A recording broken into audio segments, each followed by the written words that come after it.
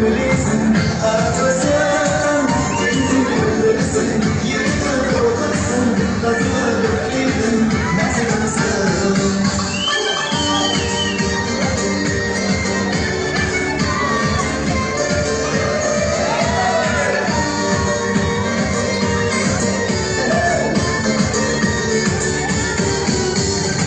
Yalanlamış bir insan bayrağı, sağlamış bir iman bayrağı, hakikaten doğuşun bayrağı, sarılmazsa bir düşüncen bayrağı, sevgisin, şanlı öylesin, kunde öylesin, haklısın, inti öylesin, yedi olmasın, kazılı öylesin, mağdurun, söyleyesin,